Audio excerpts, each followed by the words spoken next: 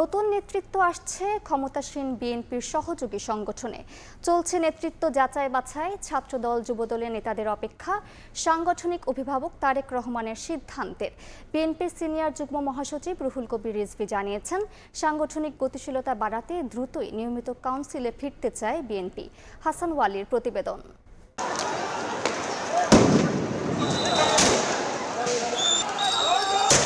আওয়ামী শাসনের বিরুদ্ধে ১৬ বছর রাজপথের প্রমিথিউস হয়েছিল ছাত্রদল যুবদল সহ বিএনপির অঙ্গ সহযোগী সংগঠন। গণতন্ত্র ও ভোটাধিকার রক্ষার দীর্ঘ লড়াইয়ে জাতীয়তাবাদী আদর্শের নেতাকর্মী ও সমর্থকদের হতে হয় হামলা, মামলা, জেল জুলুমের শিকার।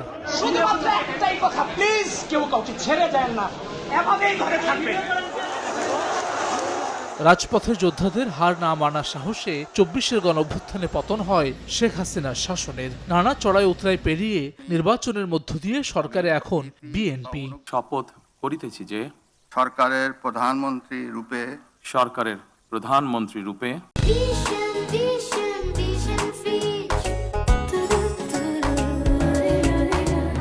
ক্ষমতাসীন বিএনপি ও অঙ্গ সহযোগী প্রায় সব সংগঠন বর্তমানে মেয়াদ উত্তীর্ণ। নিয়মিত কাউন্সিল না হয় মূল দল সহ ১১টি অঙ্গ সহযোগী সংগঠনের মধ্যে 10টির মেয়াদ শেষ হয়েছে অনেক আগেই। কোথাও 3 বছর, কোথাও 5 বছর, আবার কোথাও এক যুগ একই কমিটি বহাল রয়েছে।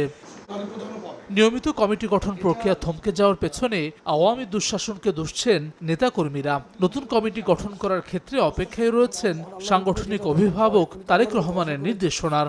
হাইকমান্ড যে কোনো সময় যে কোনো সংগঠনের কমিটি পরিবর্তন তারা করতেই পারে। কাজ করার জন্য যে আমাদের সুযোগ দেওয়া আছে সেটা আমরা করব। যুবদলের কেন্দ্রীয় কমিটি নতুন কমিটি হওয়ার ক্ষেত্রে সিদ্ধান্ত নেবেন জনাব তারেক রহমান। উনি আমাদের সাংগঠনিক অভিভাবক। জেনেছি যে প্রত্যেকটা অঙ্গ সংগঠন এমনকি মূল দলের কাউন্সিল এইগুলো প্রক্রিয়াধীন আছে এবং দ্রুততম সময়ে এই কাজগুলো হবে। নেতৃত্ব নির্বাচনে আমাদের সংগঠনও নিজস্ব আলাপ আলোচনার ব্যাপার আছে এবং আমাদের যে মূল সংগঠন বিএনপি ফাদার সংগঠন তাদেরও দিক নির্দেশনা এইসব মিলিয়ে আমরা এগুলো তৈরি হবে। বর্তমান যে কেন্দ্রীয় কমিটি এটির মেয়াদ 1 মার্চ শেষ হয়েছে এই বছরই।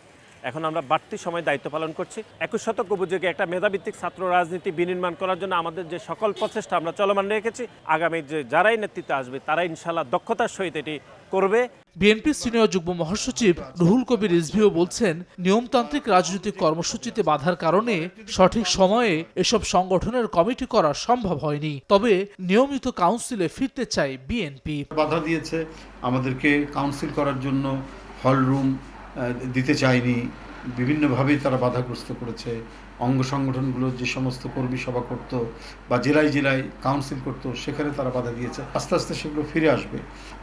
নিয়মিত সম্মেলন, কাউন্সিল, নতুন কমিটি সেগুলো নিশ্চয়ই হতে থাকবে। কেউ বসে নাই তো, তাদের কাজ করে যাচ্ছেন, অব্যাহতভাবে সেই কাজগুলো করে যাচ্ছেন, নেতারাই সেই মনিটরিং করছেন। তবে এসব সংগঠনের সুবিধাবাদীরা যাতে যুক্ত না হতে পারে তা নিশ্চিত করার কড়া হুঁশিয়ারি বিএনপি হাইকমান্ডের।